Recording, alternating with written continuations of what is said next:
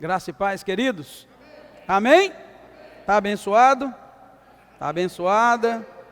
Glória a Deus, irmãos. Que bom, né? Que privilégio nós temos de poder estar aqui na casa de Deus nessa hora, né? Tanta gente talvez gostaria de estar, está lá no hospital agora, né? Ou está trabalhando, né? Trabalhando, estudando, mas Deus tem nos dado essa linda oportunidade. Irmãos, hoje a nossa tarefa é estudar o capítulo 3 e 4 de Eclesiastes. Vamos orar, queridos, mais uma vez? Muito obrigado, meu Deus, nós agradecemos ao Senhor mais uma vez por esta oportunidade, por este dia tão abençoado que o Senhor nos deu. Todos os desafios desse dia foram vencidos, porque a mão do Senhor estava conosco, nos ajudando e nos dando vitória. Obrigado, Deus, eu peço agora que o Senhor abençoe cada vida que aqui está, e que nós possamos sair daqui abençoados pela Tua palavra. Muito obrigado mais uma vez, eu te agradeço, no nome do Teu Filho amado Jesus Cristo. Amém. Pode sentar, irmãos.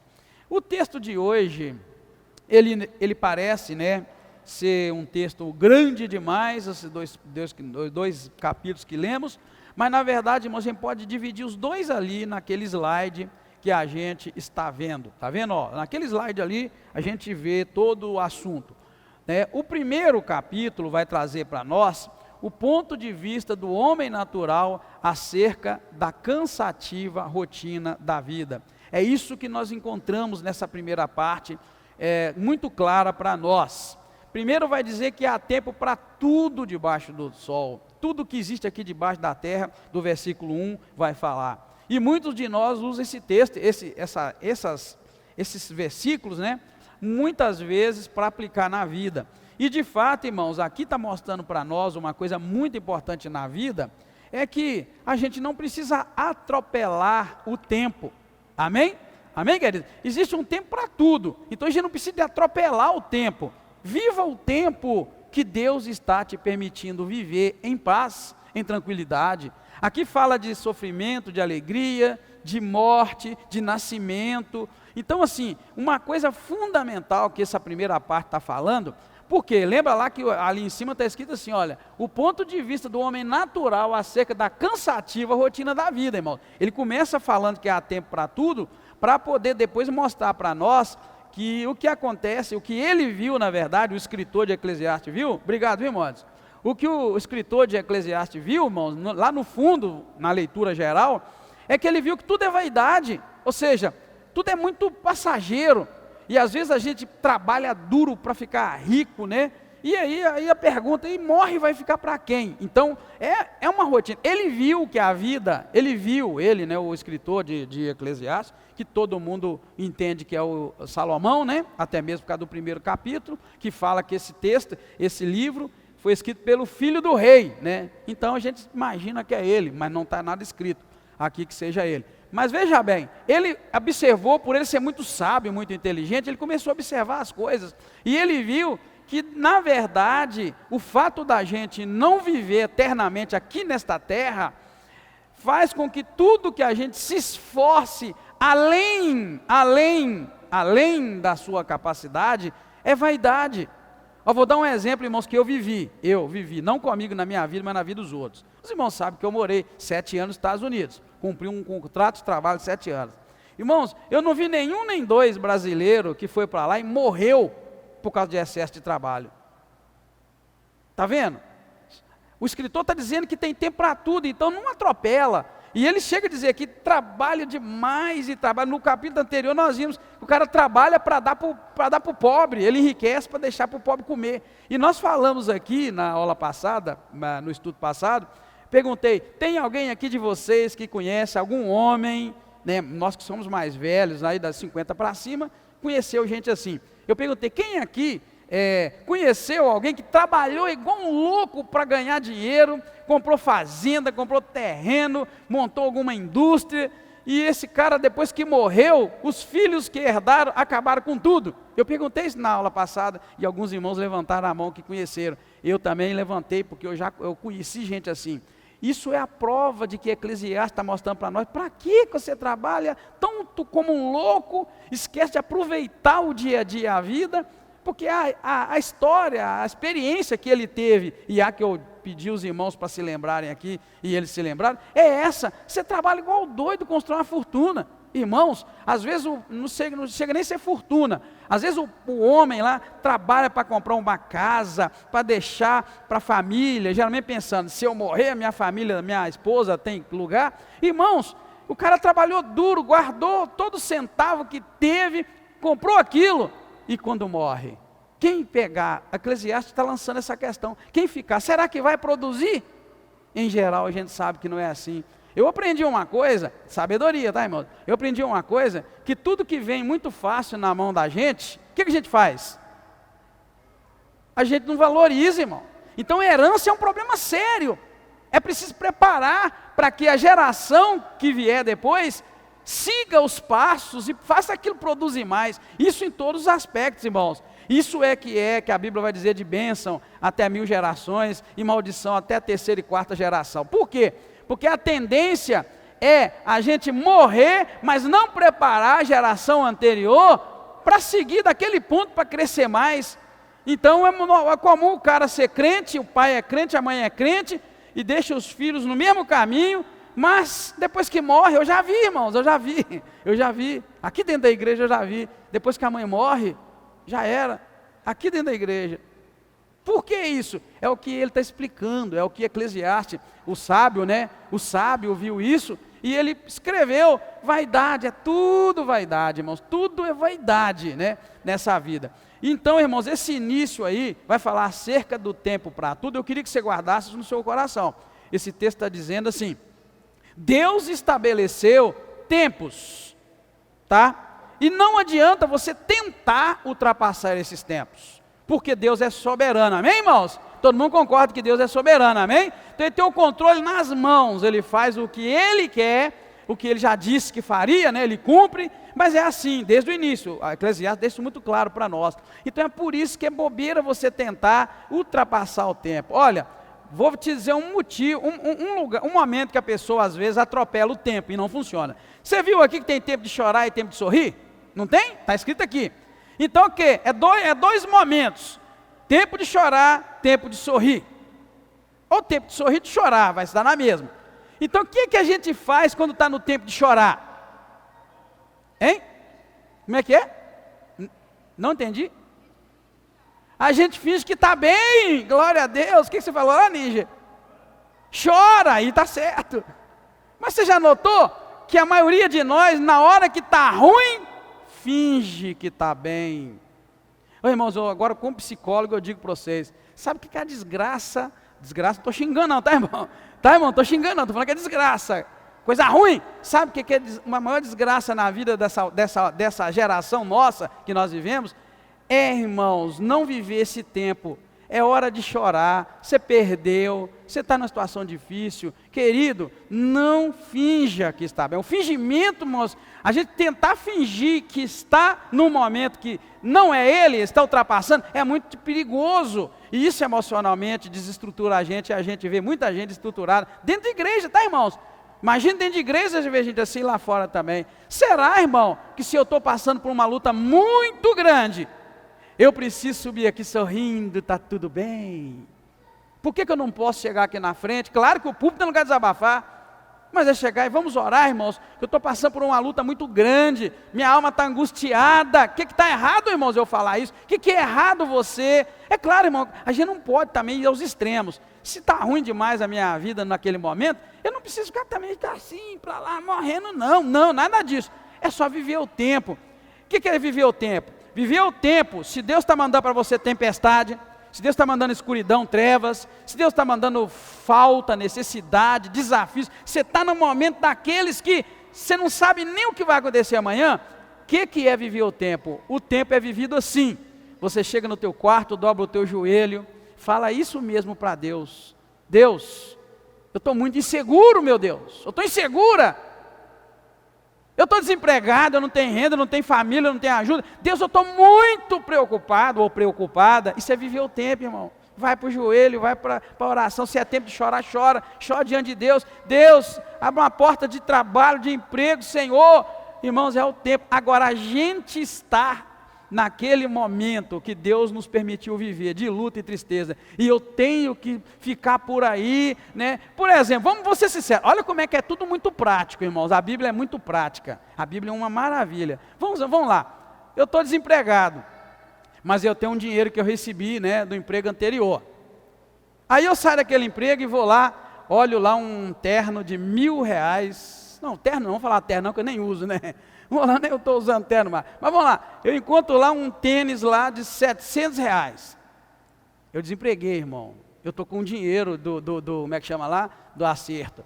Aí eu olho aquele tênis de R$700. Pior que eu já vi até mais, tá, irmão? Estou pondo 700, estou pondo por baixo aqui. Eu já vi tênis de 2.000, 3.000. Eu fico pensando, o que pode ter num tênis de 2.000, 3.000 reais, hein? Misericórdia, sei lá. Ele deve ter produto anti-chulé, né? Tem outro produto, já está andando, ou que coisa não acaba nunca, brincadeira, tá? Mas eu já vi mesmo. Um dia eu vi um de 6.000, falei, misericórdia, isso é pro Anderson, só pode ser pro Anderson correr lá nas corridas dele, R$6.000, eu me contento com de 100, por aí, 100 e pouco, ou às vezes até menos. Mas presta atenção, irmão, olha como a Bíblia muito ensina a gente. Eu desempreguei, trabalhei 5 anos na empresa, desempreguei, peguei um dinheiro. Tem aquele dinheirinho lá, e depois tem aqueles acertos lá e dá um dinheirinho. Aí, irmãos, nem comecei a entrar no outro emprego. Se for um emprego formal, CLT, você ainda tem o seguro-desemprego, mas se não for, você nem tem isso. Aí eu olho o tênis de 700, compro.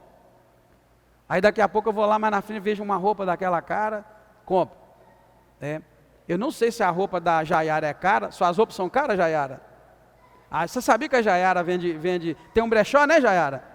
Um brechó online, não é isso? Aí, ó, vocês têm que visitar o brechó online dela, tá? E é com roupa boa, tá? Depois você passa para eles aí como é que chama lá? Para poder... É o contato, ou então vocês pegam com ela, surgiu aqui agora. Ela tem um brechó lá bonito, tá? Então veja bem, eu estou desempregado, peguei um dinheirinho, olho uma roupa de 700, compro. Aí eu começo a ir para alguns lugares e comer coisa mais cara. Aquela coisa que você não come todo dia, né? Comer o que tem mais caro. E o seu dinheiro está só saindo. Está vendo, irmão? Olha, o tempo de alguém que está desempregado com um dinheiro no banco que não vai entrar mais, é o tempo de quê?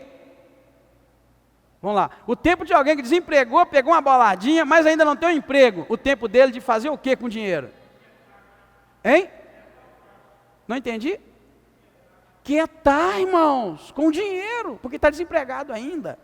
Se ele conseguiu outro emprego, começou a entrar dinheiro, aí ele já pode, então agora eu posso pegar naquele dinheiro lá e aplicar, fazer alguma coisa, porque agora já começou a entrar outro. Então, queridos, eu só estou mostrando para você, é que essa primeira parte vai falar que há tempo para tudo, às vezes a gente não pensa exatamente o que está querendo dizer.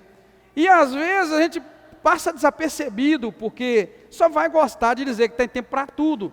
A gente lembra muito do tempo de chorar e tempo de sorrir, mas não lembra dos outros tempos que a gente tem que aplicar na vida. Se a gente viver cada momento da nossa vida, nós teremos menos problemas emocionais e espirituais.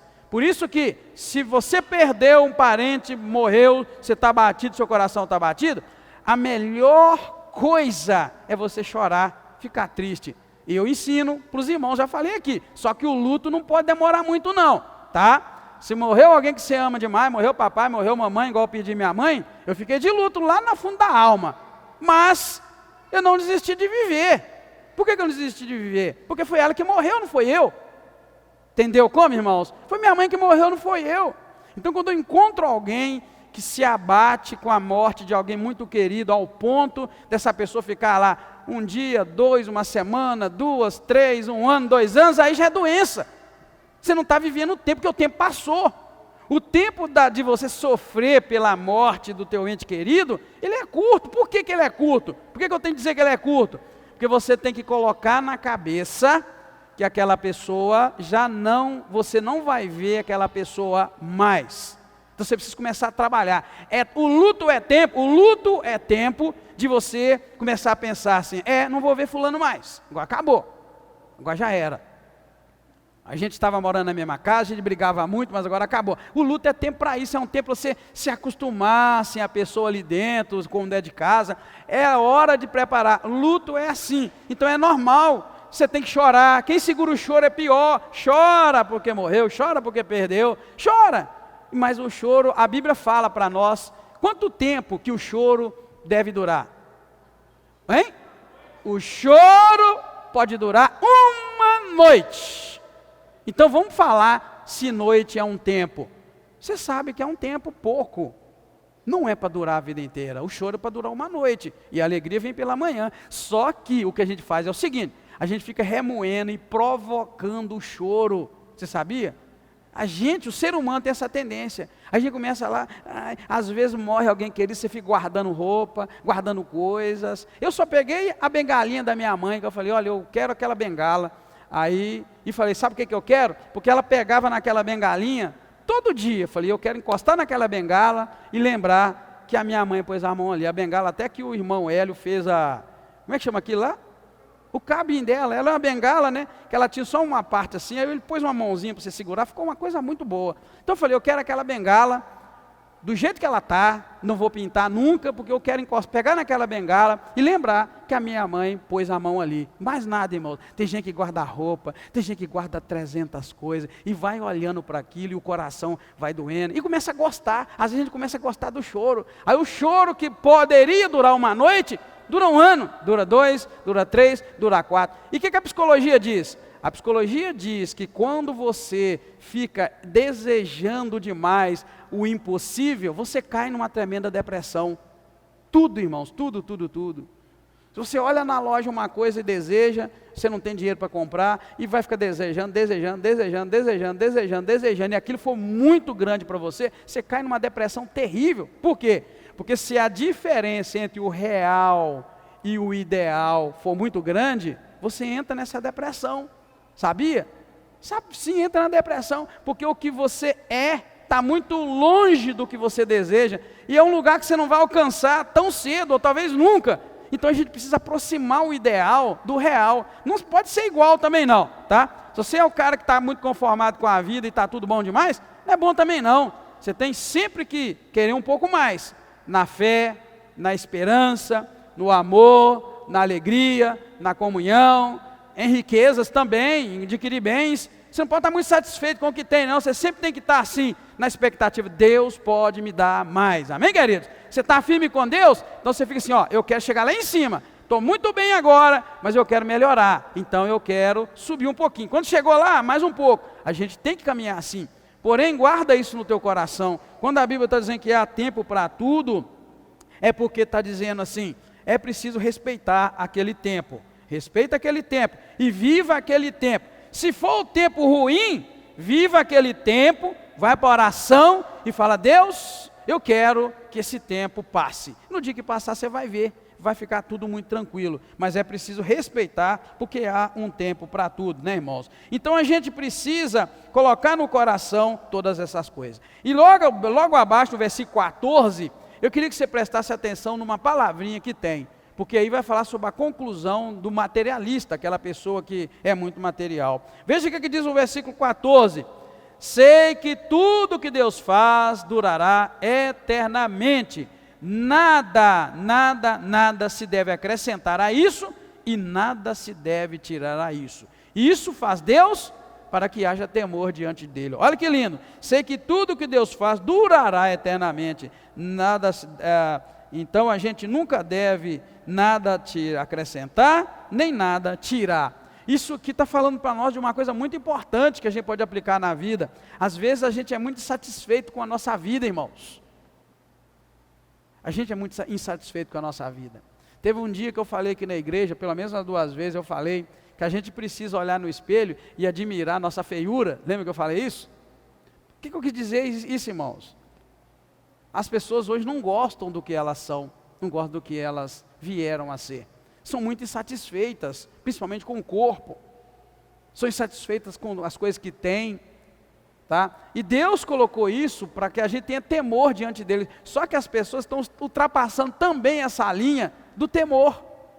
Insatisfeito com o corpo, eu começo feito doido querer mudar o corpo. A velhice é a coisa mais bonita. Você vai envelhecendo, dente vai mudando, dente vai amarelando, vai ficando tudo estranho, né? O corpo vai mudando. E a gente precisa voltar para os primeiros versículos, que há tempo para tudo, E entender que há tempo de ser novo, novinho, rapaz, adolescente, e há tempo de ser velho.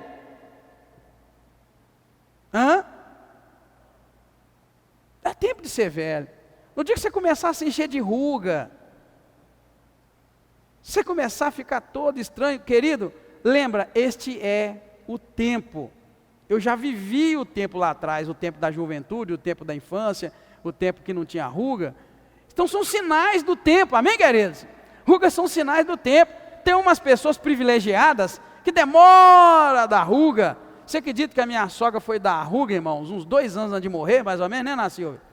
A minha sogra não tinha ruga, não sei se vocês notaram, ela não tinha. Mulher tinha 80, tinha 90, não tinha ruga. Eu falava assim, misericórdia, como é que ela consegue isso? Não tinha ruga. Aí de repente, nos últimos 2 anos, aquilo encheu assim, o rosto dela começou a mudar, a velhice, 94 anos, 93, aí começou a aparecer. O que quer dizer? Quer dizer que tem uns que são muito abençoados, irmão, por Deus, não é? Tem outros que já não são, tem outros que com 40 anos já tem... Oi? Exato, maracujá. Ele está falando que é igual maracujá. E aí, irmãos? Mas o que eu quero dizer? Eu quero dizer que há esse tempo para tudo, não tem nada demais. Você precisa trabalhar isso. O que é trabalhar? Viver cada tempo. Eu sei que boa parte de vocês estão no tempo de produzir, no tempo de ter força, de ter energia, de fazer coisa. Então faça. Mas vai se preparando, vai chegar um dia que eu não vou ter este ânimo, essa força, e eu vou precisar de viver esse tempo também, né? A irmã Penha, eu tenho certeza que há alguns anos atrás fazia um punhado de coisa, né, irmã Penha? Agora já diminuiu, e vai diminuindo. Agora, como pode um homem chegar aos seus 70, 80, 90, e querer fazer as coisas que ele fazia, quando tinha 50 ou menos? A gente está vendo muito disso acontecer, essa tentativa louca. Mas na verdade, irmãos, viver o tempo é maravilhoso. Não estou dizendo aqui que eu sou contra, tá, irmãos? O cuidado pelo corpo, pela pele, pelas rugas. Cuida daquilo o mais que você puder. Mas você sabia que para você ter menos ruga, não é só você deixar seu tempo passar? Se não for genética, alguns cuidados te ajudam, tá? Sol demais arrebenta com a pele, e tem gente que ama só ficar no sol, na praia, na lagoa. Irmãos, olha bem quem mora à beira de praia e frequenta a praia o tempo todo. Não sei se vocês já observaram, mas eu tive a oportunidade de ir muito na minha sogra, que ia servir a praia da janela da casa dela. Eu ficava às vezes observando gente nova, irmão, nova, eu quero dizer da minha idade mais ou menos assim, seus 50 anos, cara todo enrugado, e é claro, é provado, excesso de sol e o sal da água do mar, que esse cara vive ali e envelhece rápido. Então tem alguns cuidados que a gente precisa entender, umas são genética e outras você pode cuidar, existem produtos que você pode usar, nada a ver. O que eu quero dizer é que existe um tempo, quando chegar a velhice, não adianta. Existe uma mulher na televisão, que não precisa nem falar o nome, não sei nem quantos anos tem aquela mulher que apresenta aquele programa de manhã na Globo, né? A Ana Maria, quantos anos que ela deve ter, hein? Quem tem Google aí? Bate um Google aí, idade da Ana Maria. Meu Deus, o que eu quero dizer para você? Eu quero dizer que as pessoas já chegaram a comentar sobre ela, não para deteriorar a imagem, mas é para mostrar como é um exemplo de uma pessoa, né, que ela não está vivendo o tempo. Quanto? 74? Então não está tão velha assim não, o povo pega no pé dela à toa, né? 74 não é velha assim também não. Mas por quê? Porque a pessoa, ela começa numa corrida desenfreada para vencer esse tempo, que não tem jeito, é o tempo que deveria ser vivido, se alegrar com ele, né? Viver alegremente com aquele tempo que Deus deu. Então essa primeira parte vai falar do tempo, irmãos, mas eu vou dizer para você por que existe esse desespero com relação ao tempo. Volta ao versículo 11, para você ver uma coisa. Eu não sei o que você vai entender, mas olha bem, ele vai dizer, tudo Deus fez formoso em seu tempo, está vendo? Tudo Deus fez formoso em seu tempo, e nós podemos pegar essa questão da idade, as crianças formosas no seu tempo, pré-adolescência, adolescência, juventude, idade adulta, a melhor idade, que na verdade é a última idade, né? Você sabia que esse tempo de melhor idade é a pré-morte? A gente sabe disso, só que a gente nega, a gente precisa chamar melhor idade, que melhor idade que nada. O cara já não está aguentando praticamente nada, já não está enxergando direito, já está... É a última etapa da vida. Se você viver o tempo, você vai entender, eu estou vivendo a pré-morte. Se prepara para isso. Aí você vai viver alegre, não vai ter medo de morrer, não vai ter nada disso. Então veja o versículo 11, fala assim, tudo Deus fez formoso, porém em seu tempo, ou seja, fora desse tempo não tem nada formoso. Também, olha que lindo, irmãos, também Deus pôs a eternidade no coração dos homens. Então Deus colocou no nosso coração a eternidade. O que isso quer dizer? Isso quer dizer que a gente aspira, a alma nossa, o nosso coração, o nosso anterior, aspira pela eternidade. Quando você conhece Deus, conhece a Bíblia, você é crente, você estuda a Bíblia, você vai entender como que essa eternidade nós vamos viver. Se Deus colocou a eternidade no coração do homem, nós vamos vivê-la como? Compreendendo que um dia morreremos, amém, queridos? E o corpo vai voltar para o pó. Na verdade, isso está aqui, ó, está aqui na frente, no versículo 20, que diz, todos vão para o mesmo lugar, todos são pó e ao pó tornarão. Está comparando o homem com o animal, dizendo que o corpo é igual ao pó, vai voltar para o pó. Então veja, presta atenção, quando fala que Deus colocou a eternidade no coração do homem, é que Ele colocou em nós esse anseio pela vida eterna. O cara do mundo não entende, e ele vai pensar que está falando de corpo físico, e vai querer nunca envelhecer, e vai correr atrás, e vai lutar. Não, lá na frente está dizendo, todos vieram do pó e vão voltar para o pó. Então onde fica a eternidade que Deus pôs no nosso coração? É aquele anseio que o crente conhece e sabe, de voltar para Deus, de se encontrar com o Senhor e viver eternamente com Deus. Eu costumo dizer para os irmãos, baseado na Bíblia Sagrada, em vários versículos que fala sobre espírito, alma e corpo. Um texto desse é o Hebreus 4:12, que vai falar que a palavra de Deus é poderosa, mas eficaz do que uma espada de dois gumes, e ela é poderosa o bastante para dividir alma, espírito e medula. Então quer dizer, está ali tudo, corpo que é a medula, alma e espírito. Fica muito claro para nós, muitos textos da Bíblia dizer que nós temos alma, espírito e corpo. O que eu costumo dizer? Eu costumo dizer que nós somos um espírito. Presta atenção, eu entendo para mim assim, eu sou o espírito que habito nesse corpo e que tem uma alma. Porque no dia que esse corpo morrer, o espírito vai voltar para Deus que o criou. É Ele que vai viver eternamente. Amém, queridos? Então quando fala que Deus pôs a eternidade no coração do homem, Deus está dizendo isso. Ele pôs a eternidade em nós. E quando a gente caminha dentro da palavra de Deus, a gente vai entender. É por isso que lá na frente vai falar que a gente é igual ao animal, o corpo morre e vai tudo para o mesmo lugar. E ele ainda chega a perguntar, quem sabe, verso 21, se o espírito dos filhos dos homens vão para cima e o espírito dos animais desce.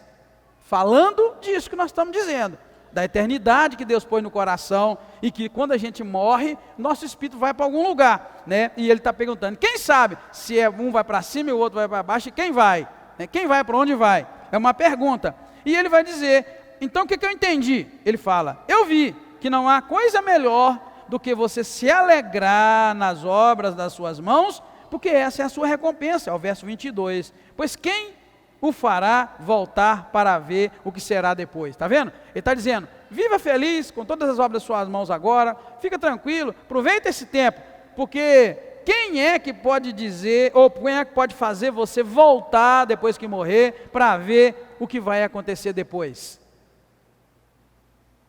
Viu? Vou ler outra vez.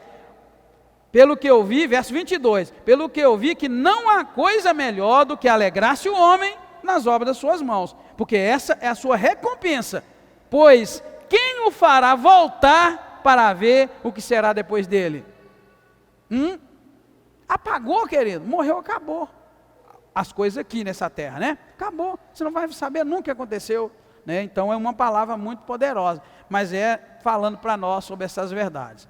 O capítulo 4, irmãos, ele vai falar praticamente todinho sobre os males sociais que afastam as pessoas da fé. Vai falar da opressão, vai falar do trabalho, das tribulações, vai falar assim que trabalhar é loucura. Ele viu que isso é vaidade, porque Porque o cara trabalha, trabalha, trabalha e depois ele não leva nada, e quando ele morre, como eu disse, fica para alguém que vai pegar aquilo e vai fazer o que quiser. E não é fruto do trabalho dele, é fruto do trabalho do outro. Então ele vai dizer para nós sobre essas opressões, sobre essas dificuldades. Ele começa dizendo assim, olha: de novo voltei e atentei-me para todas as opressões que se faz debaixo do sol. Olha o que ele fala: eu vi as lágrimas dos oprimidos, e eles não têm um consolador. Está vendo? Está falando aqui da opressão, daquela pessoa que vive oprimida, né? O poder estava do lado dos seus opressores. Ele falou que viu a lágrima das pessoas oprimidas, e infelizmente o poder estava com os opressores, era eles que mandavam, e eles não tinham nenhum consolador, né? E ele julgou que mais feliz os que já morreram do que os que ainda vivem, melhor que uns os outros é aquele que ainda não é, porque ele não viu essas obras. Ele está dizendo assim, que melhor é o que nunca nasceu, porque ele não vai ver essas obras de maldade e de opressão. O seu coração, irmãos, eu não sei como fica quando você liga o rádio, liga a televisão e vê tanta maldade que as pessoas fazem. Eu não sei como é que você se sente, mas todo dia muita maldade, muita violência, e aqui ele está dizendo isso. Olha, o que acontece aqui nessa terra, que eu vi, foi que tem muita gente que é oprimida, é maltratada, elas sofrem, né? E por fim, né, mais para frente, aliás, ele vai dizer que há uma pessoa que é sozinha, não tem parente, não tem filho, não tem irmão, né? Contudo, de todo o seu trabalho também não há fim, e nem os seus olhos se fartam de riquezas. Para quem trabalho eu, privando a minha alma do bem? Ele faz essa pergunta. Isso também é vaidade. O que ele está falando? Ele está falando da pessoa que resolve: olha, eu vou viver sozinho, eu nunca vou casar, eu não quero viver em família, eu não quero saber de parente, eu quero só trabalhar. Aí ele vai e mostra aqui, olha que coisa terrível, né? Ele trabalha, mas priva a alma dele de ser feliz, de viver em felicidade. E aí ele vai dizer, depois que ele fala assim, verso 8, há um que é só, né? Ou seja, há uma pessoa que vive sozinha, só para trabalhar para tudo, e ele diz que isso é opressão, porque a pessoa acaba não vivendo. Ele chega a dizer até que a pessoa não tem parente, ou seja, ela isola os parentes. E logo em seguida ele vai dizer, olha, não é bom ficar sozinho não, é melhor ser dois do que um. E começa a falar aquele texto que as pessoas usam no dia de casamento e tal. Por que é melhor ser dois, né? Porque os dois trabalham melhor, tem melhor paga quando é dois trabalhando, está dizendo no versículo 9. E diz mais, se um cair, o outro levanta, o companheiro. Mas se ele tiver só, já era, caiu, quem vai levantar? Começa a dizer, além disso, se dois dormirem juntos, eles se aquentarão. Os irmãos sabem o que está dizendo aqui, né? De fato, no frio, não tem nada para aquecer, o nosso corpo, quando encostado em outro corpo, troca a temperatura, então se aquentam. Então ele vai levando para essa área para mostrar que é melhor a gente nunca tentar viver sozinho. Então se você pensa assim, é melhor viver sozinho, que essa vida é isso, ele está dizendo que chega num momento que você vai ver que a solidão e viver sozinho é pior. Porque se você cair, não tem ninguém te levando. Se adoece, quem vai te dar assistência? Por aí vai. E se alguém quiser prevalecer contra um dos dois, o outro entra junto e a resistência vai ficar mais forte. E termina dizendo que melhor, né, que o cordão de 3 dobras não se rompe tão depressa. Para mostrar para a gente, irmãos, que não dá para viver sozinho. E isso a gente precisa aplicar para a vida, aplicar no coração e aplicar, né, em todas as áreas da vida. Está falando de comunhão, de compartilhar, de dividir tudo aquilo que a gente tem para poder sustentar uns aos outros. E conclui esse texto, né, dizendo que tudo é sem sentido e inútil. Tudo é sem sentido e inútil. Todo o povo que ele dominava era sem conta, mas os que lhe sucederam não se agradaram do sucessor. Isso também é vaidade, está vendo? O cara liderou, fez tudo que tinha que fazer, dominou um povo sem conta, um povo muito grande, mas quando ele morreu e outro lhe sucedeu, eles não se agradaram do sucessor. Então aquele rei que construiu coisas tremendas, entra um outro depois dele e já era. Eu vou traduzir isso para nossas prefeituras de hoje. Acontece isso, irmão. Um cara faz muita coisa e quem entra depois dele, às vezes abandona aquilo. Você já notou isso aqui? Patinga tem lugares, né?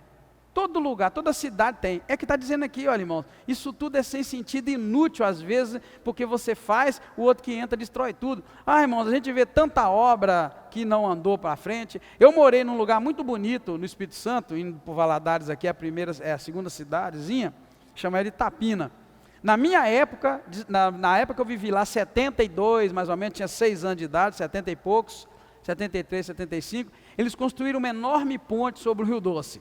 Mas uma ponte muito grande, bonita. Quem já foi nessa estrada aí para Vitória, passando por Valadares, que já deve ter visto. Itapina, uma ponte que vai até quase do outro lado do rio, mas ela não foi concluída.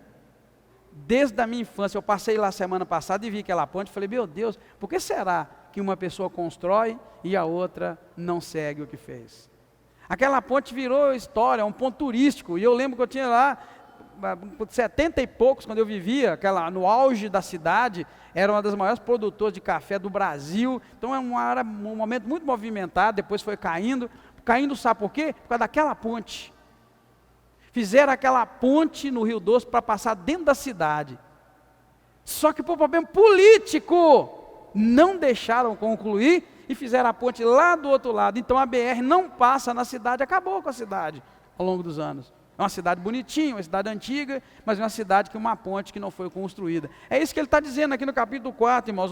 O rei governou, e todo o povo que ele dominava era muito grande. Mas os que vieram lhe sucederam, não se agradaram do sucessor. Os que vieram depois não agradaram dele. E isso é vaidade e destrói toda a obra, né, que alguém fez. Então, como é importante a gente meditar nesses textos, irmãos, colocar no nosso coração. E pensar, será que nós estamos deixando sucessor, hein? Será que nós estamos deixando sucessor? Enfim, a gente precisa orar quanto a isso. Vamos concluir? Concluindo então, enquanto o capítulo 3 fala do tempo determinado para todas as coisas e reflete a rotina da vida, o capítulo 4, irmão, trata da injustiça social por causa da inveja e da rivalidade. Inveja e rivalidade, isso destrói. E às vezes a gente vê inveja e rivalidade dentro de casa, irmãos. Né? Entre os filhos, entre pai, mãe, preferencialismo. Então a gente vê que há injustiça social por todo lado que a gente vive, e esses 2 capítulos vão falar sobre isso, sobre o tempo determinado para tudo e a injustiça social que é causada pela inveja e pela rivalidade. Amém? Vamos orar, irmãos. Deus, eu te agradeço mais uma vez por esse tempo e peço que o Senhor nos abençoe e que a Tua palavra, Pai, possa nos ajudar a viver aqui um pouco melhor do que nós vivemos e viver alegres, satisfeitos, respeitando o tempo que o Senhor está nos dando. E se porventura vier um tempo de luta e dificuldade, pedimos força, para o Senhor nos ajudar a vencer. Em nome de Jesus, que o Senhor nos pegue pelas mãos e nos conduza em vitória a cada dia. Cresça em nosso coração a fé, a esperança, o amor. O Senhor possa trabalhar isso em nós e dar-nos a cada dia mais perspectiva de vida na Tua presença. Abençoa o Teu povo, é o que eu te peço agradecido, em nome do Senhor Jesus Cristo. Amém.